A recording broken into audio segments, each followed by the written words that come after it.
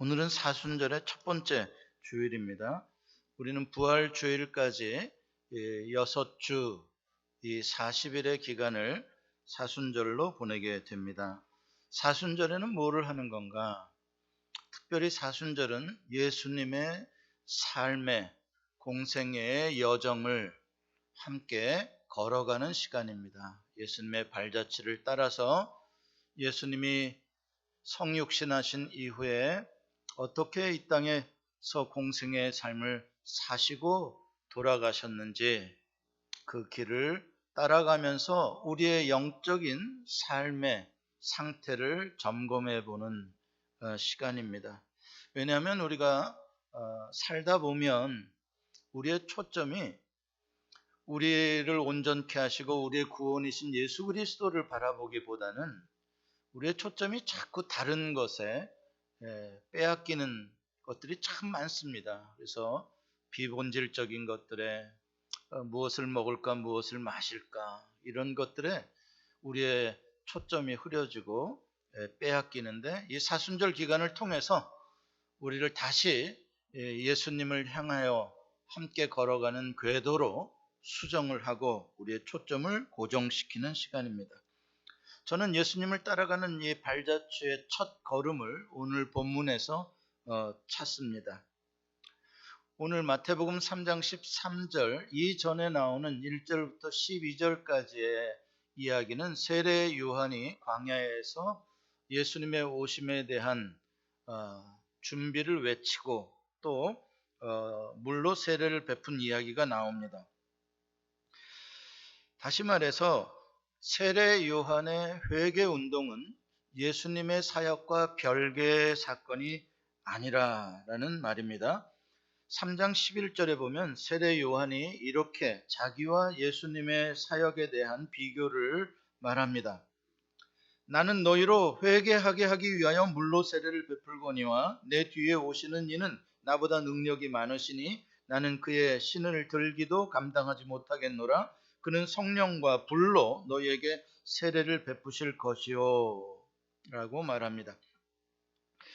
이 말에서 자기가 하는 이 회개 운동에 대한 설명을 하는데, 이 회개라는 단어가 우리는 너무 종교적인 그러한 특별한 단어로 들리는데 사실은 굉장히 평범한 단어입니다. 원어로 보면 메타노이아라고 하는데 이것은 생각이 바뀐다는 뜻입니다. 메타라는 말이 change를 뜻하고 노이에오라는 말이 think, 영어로 생각하는 것입니다. 그러니까 생각이 바뀌는 것을 회개라고 하는 것이죠.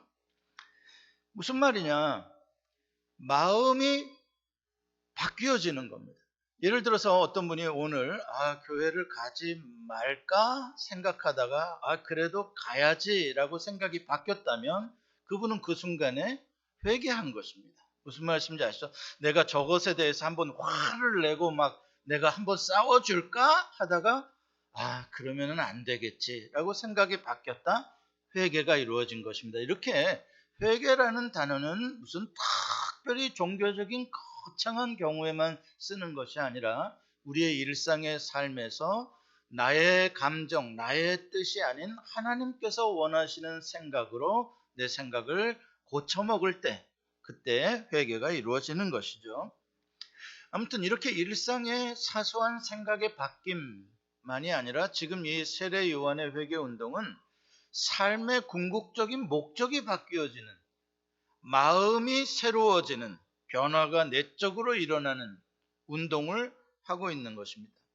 그동안에는 내 계획대로, 내 방식대로, 내 꿈을 쫓아, 내 이익을 쫓아 살았다면 이게 내가 하나님 앞에 큰 죄를 진 거구나 깨닫고, 이제부터는 내가 여호와 하나님을 위해서 하나님의 말씀에 순종하는 삶을 살겠노라 라고 생각을 고쳐먹은다면 그게 회개고, 내가 생각을 그렇게 고쳤다, 내가 새로운 결심을 했다라는 공개적인 표시로 이 물 세례를 받는 것입니다. 그러니까 세례 요한이 베푸는 세례는 죄를 씻어줄 수 있는 세례가 아니고 죄 씻음은 예수 그리스도의 보혈만이 가능한 것입니다. 세례 요한이 다 죄를 씻으면 예수님이 하실 게 없잖아요. 그게 아니라 물로 세례 요한의 세례를 받은 것은 내가 죄인임을 인식하고 내가 죄 씻음을 받고 하나님께 가까이 가고 싶다라는 표시를 하는 겁니다. 그러면 이런 사람들은 누가 필요합니까? 죄를 씻어 주실 예수님이 필요한 거죠. 그래서 세례 요한은 깨닫게 해주시고 예수님은 그 깨달음을 그들에게 적용시켜 줄 수 있는 사역으로 연결이 되는 것입니다.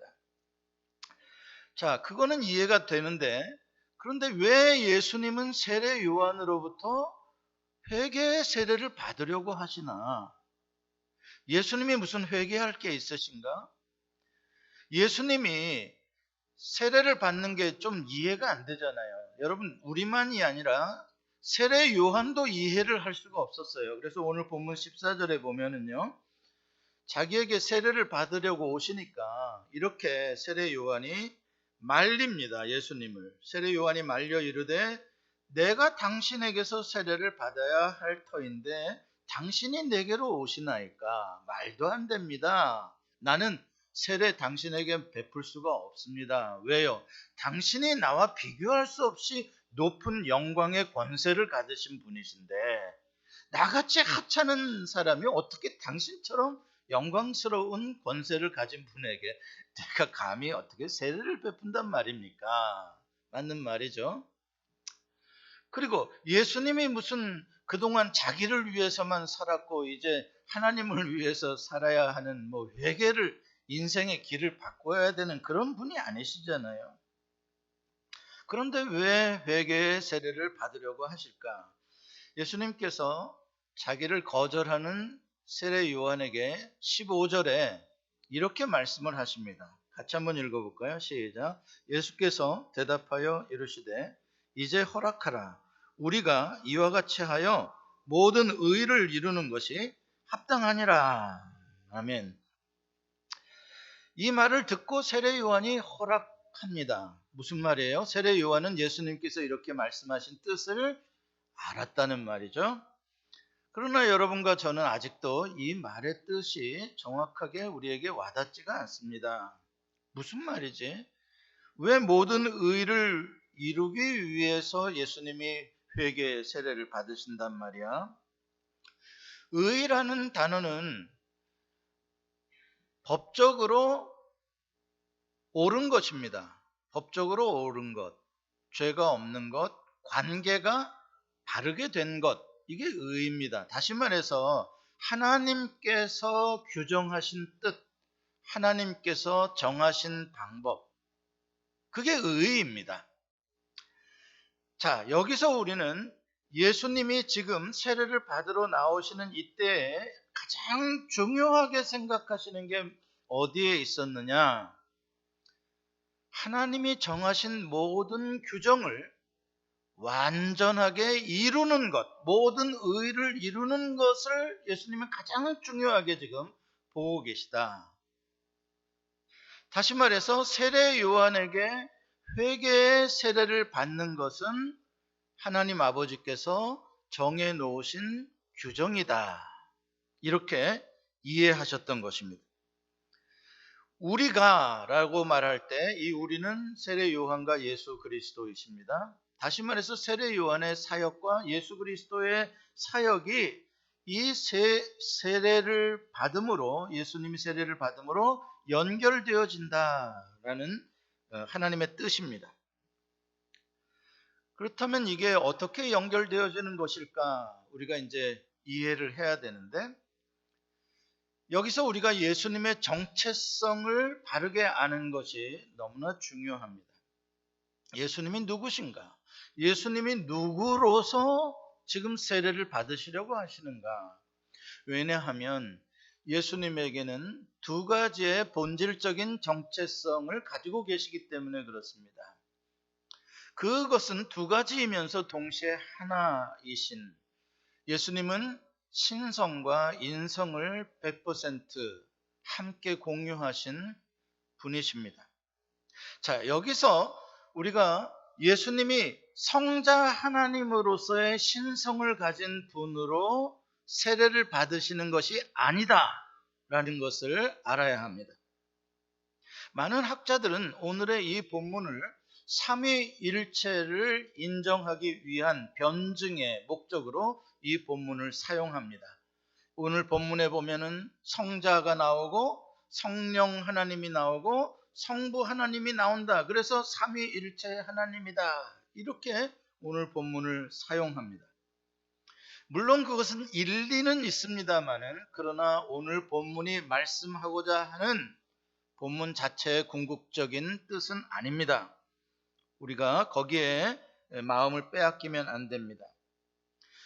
예수님이 하나님이 정하신 모든 의를 이루어야 되겠다라고 하는 것은 제2의 아담으로서 인간을 대표해서 첫 번째 아담은 하나님의 의를 이루지 못하고 실패자가 되었기 때문에 인간들에게 죄성을 넘겨주었는데, 이제 두 번째 인류의 대표로 오신 성육신하신 예수님께서는 하나님이 정해놓으신 모든 뜻과 규정들을 시작부터 철저히 이루어 드리는 데 목적이 있다는 것입니다.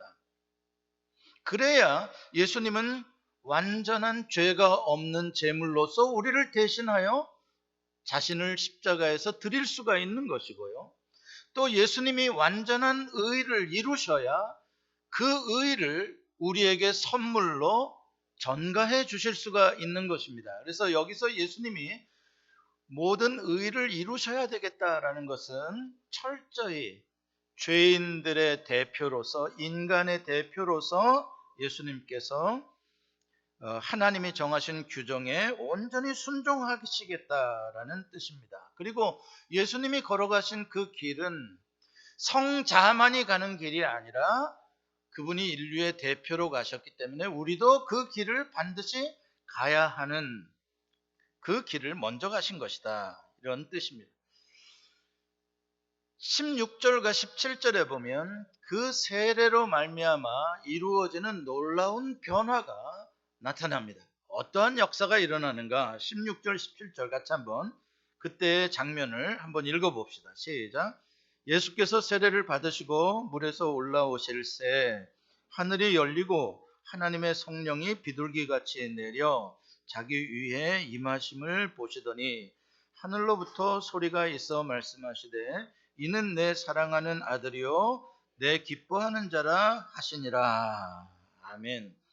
정말 아름답고 사랑스럽고 황홀한 장면입니다. 성경에서 이처럼 아름다운 장면을 또 찾아볼 수 있습니까?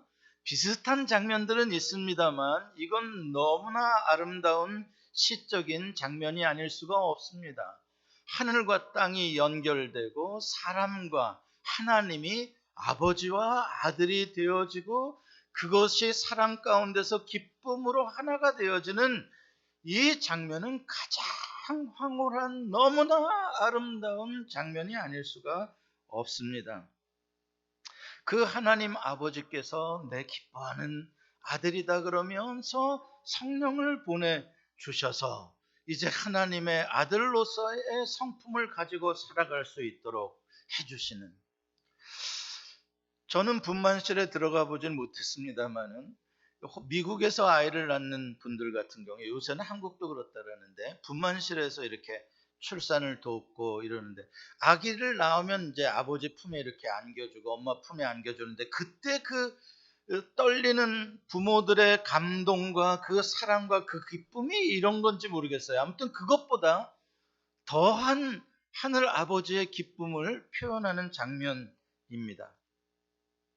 이 장면은 죄인이 자기의 생각을 돌이켜서 회개하고 하나님께로 나아올 때에 하늘 아버지께서 그 죄인을 얼마나 사랑하시며 기쁘게 맞이해 주시는지 보여주는 장면입니다. 누가복음 15장에 예수님께서 이 장면을 탕자의 비유로서 말씀을 해주셨습니다. 생각을 고쳐먹고 아버지 집으로 돌아올 때 아버지가 달려와서 그 아들의 목을 맞고 그 볼에 뺨에 입을 맞추며 그 아들에게 신을 신기고 아들됨의 가락지 가장 좋은 옷을 입히고 내 아들이 죽었다가 살아났도다 하면서 기쁨의 잔치를 벌이고 춤을 추는, 바로 이 장면이 오늘 이 세례의 장면과 아주 비슷한 장면입니다. 왜요? 내 아들이 죽었다가 다시 살아왔도다. 본 어게인입니다. 아이를 처음 낳는 것도 기쁘지만 죽었던 아들이 살아나는 것, 이거는 더할 나위 없는 기쁨일 것입니다. 이것이 바로 우리의 기독교에 있어서 가장 우리로 하여금 정말 최고의 기쁨의 환희의 순간으로 들어가게 하는 본 어게인 중생의 그런 태어남입니다.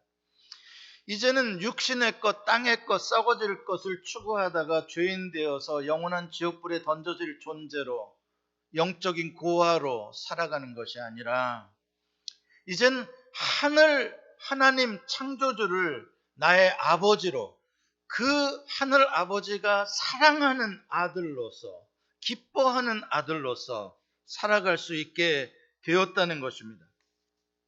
우리는 이제 그 하늘 아버지의 나라를 상속받는, 유산을 상속받는 상속권을 가진 양자가 되었습니다. 그리고 하늘 아버지의 성령이 우리에게 임하시고 예수의 피로 말미암아 이제 아버지의 성품을 우리가 닮아가는 삶을 살게 된 것입니다. 성경에 보면 물이 처음부터 끝까지, 창세기 처음부터 계시록 끝까지 물이 흐르고 있는데, 이 물에는 두 가지의 상으로 상반된 의미가 담겨 있습니다.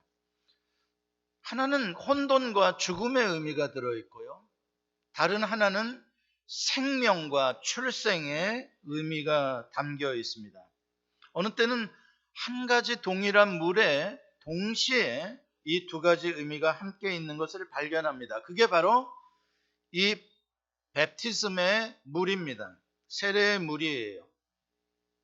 물 속에 잠길 때 그 물은 어떤 의미냐?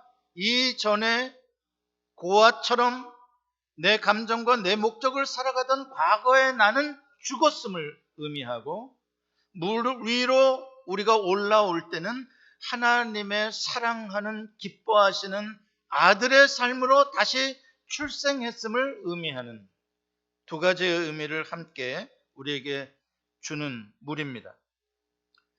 창세기 1장 2절에는 혼돈과 흑암의 기품이 있는 가운데 하나님의 영이 수면 위를 운행하신다라는 표현이 나옵니다. 수면, 기품의 물입니다. 태홈, 기품의 물, 혼돈의 물이요, 절망과 죽음의 물을 상징하는 것인데, 그 위에 하나님의 영이 하나님으로부터 나와서 그 물 위를 덮어서, 이건 마치 큰 새가 알을 품는 듯한 날개로, 그러한 히브리 말의 뉘앙스입니다. 그렇게 덮어서 이 물이 어떻게 되냐? 생명을 만들어내는 물로 변화되어지는 것이 창조의 시작입니다. 자, 그리고 두 번째 창조가 또 노아 시대의 홍수 가운데 일어납니다. 노아의 홍수는 모든 악인들을 죽이는 심판의 물이었습니다.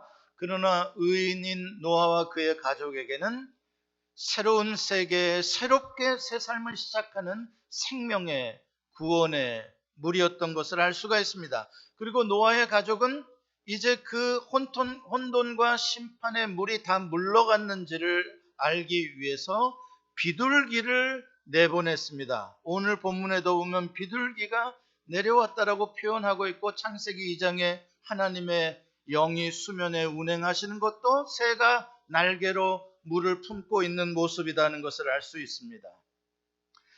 홍해를 가를 때는 어떻습니까? 홍해에는 새가 안 나왔는데요, 새가 안 나왔지만 하나님께서 큰 바람을, 동풍을 부르셨다 이야기를 합니다. 마치 새가 날개짓을 할 때 나오는 그 바람, 그 루아흐, 그 성령이 홍해의 물을 물러가게 함으로 말미암아 이스라엘 백성들을 하나님 나라의 백성으로 새로운 정체성을 가진 본 어게인한 사람으로 살게 해주셨고, 그 홍해의 물은 다시 덮여짐으로 말미암아 하나님을 대적하던 모든 애굽의 군대를 죽이는 심판의 물이 되었음을 우리는 기억합니다. 개인적인 사건으로 요나가 있습니다. 하나님께서 니느웨로 가라고 했을 때 자기의 고집을 가지고 반대길로 갔습니다. 불순종했습니다. 그 요나가 물에 빠졌습니다. 물이 요나를 삼켰습니다. 죽음의 물입니다. 그러나 하나님께서는 그 요나를 불쌍히 여기셔서 3일 동안 그 죽음의 자리에서 살려주시고 다시 토해내어 육지 가운데 태어나게 해주셨습니다. 그 물을 3일 동안 지내온 요나는 이제 니느웨를 향해, 하나님의 뜻을 향해 인생의 방향을 바꾸어 걸어가는 사람이 되었던 것을 알 수가 있습니다. 이와 같이 지금 예수님께서 받으시는 이 세례는 그냥 퍼스널한 베프티즘이 아닙니다. 이거는 모든 인류를 대표해서 모든 인류를 다시 재창조하는, 하나님의 아들로 창조하는 그런 상징적인 사건, 의미를 가지고 있습니다. 모세가 홍해가 갈라졌을 때 앞장서 홍해를 건너갔고, 백성들은 그와 함께 뒤를 따라 새로운 하나님의 나라의 백성이 되는 그 속으로 들어갔던 것과 같습니다. 예수님이 지금 인류를 대표해 하늘 가는 문을 여시고 하나님의 나라로 들어오는 초대를 하고 계시고, 그 길을 예수님이 앞장서 열고 계십니다.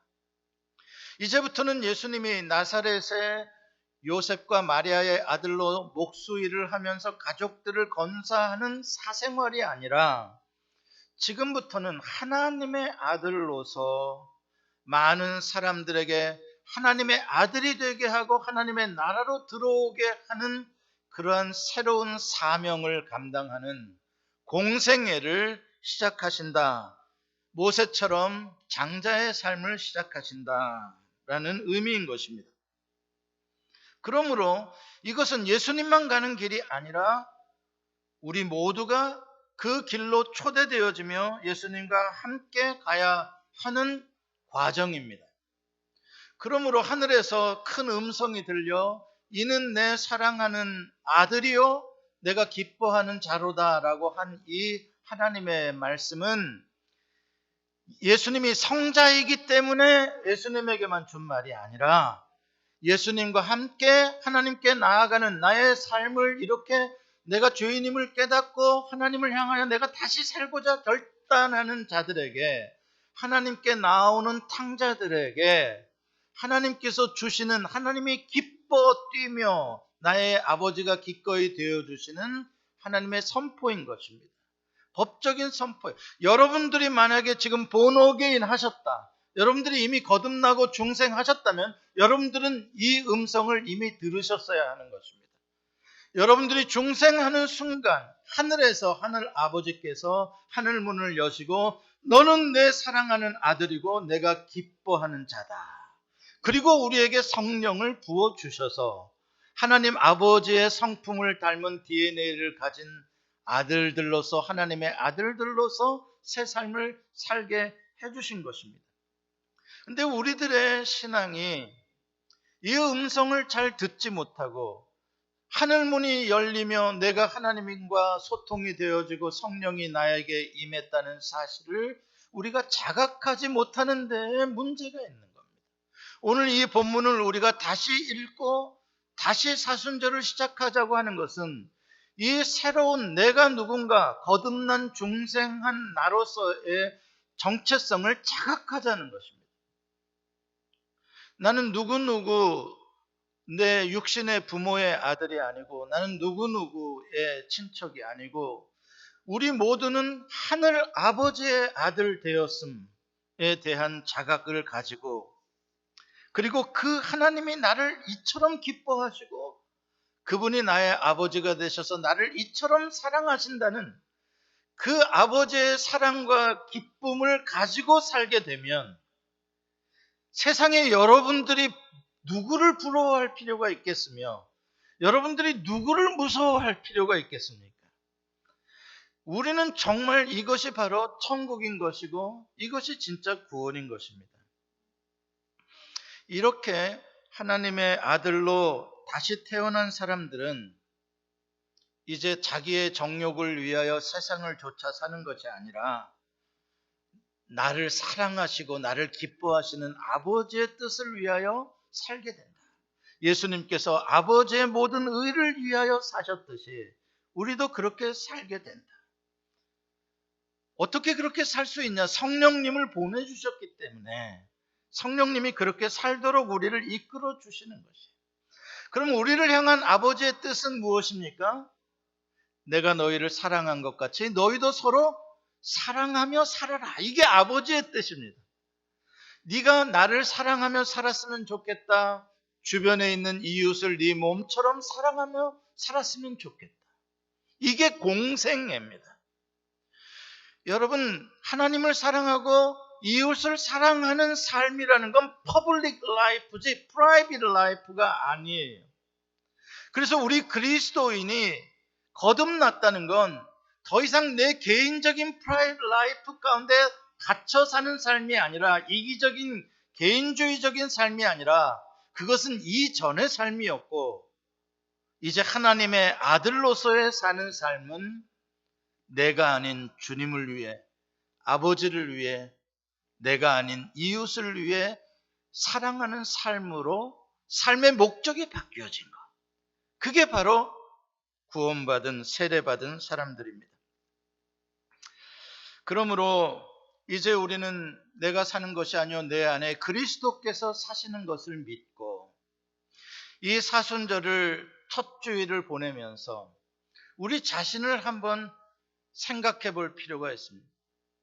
나는 정말 예수님께 들려진 너는 내 사랑하는 아들이요 내가 기뻐하는 자라라는 이 아버지의 음성이 수시로 들리고 있는가 내 귀에. 그게 들리지 않는다면 그러면 여러분들은 누구의 자식이란 말인가? 내가 조금 잘못하면 하나님이 그런 소리 안 해주실까요? 그런 거랑 아무 상관없는 거예요. 이거는요. 하나님은 나를 영원히 사랑하시는 아버지시고 영원히 기뻐하시는 분이세요. 그러니까 여러분들이 이제 오늘 이 음성을 들으시길 바랍니다. 그리고 여러분들의 평생을 하나님께서 보내주신 성령님이 함께 하시고 감싸주시고 아버지의 성품으로 사랑하며 살 수 있도록 도와주신다는 것을 믿으시길 바랍니다. 그래서 나는 지금 프라이빗 라이프를 살아가고 있는 사람인가? 아니면 나는 정말 born again 해서 하나님의 나라와 그의 의를 위하여 퍼블릭 라이프를 그리스도께서 가신 공생애의 삶을 내 십자가를 지고 살아가는 예수님의 제자인가? 이것을 다시 확인할 때 여러분들의 삶의 의미와 가치는 세상이 줄 수 없는 기쁨을 맛보게 될 것입니다. 돈으로, 명예로, 물질로, 권력으로 얻을 수 없는 하나님의 아들됨의 이 기쁨. 예수님이 베드로를 부를 때 네가 더 이상 물고기를 낚는 어부가 아니라 사람을 낚는 어부가 되게 하리라. 프라이빗 라이프에서 퍼블릭 라이프로 변화시키는 부르심입니다. 우리 모두를 향한 주님의 부르심은 다 그것입니다. 너가 나를 믿으니까 오늘부터 너 물고기 많이 잡게 해서 너 부자 되는 어부 되게 해줄게. 아닙니다. 물고기 잡는 어부가 아니라 이제부터는 사람을 낚는 어부. 더 프라이빗이 아닌 퍼블릭 라이프의 미션을 가진 위대한 사명자들로 살아가시기를 축복합니다. 기도하시겠습니다.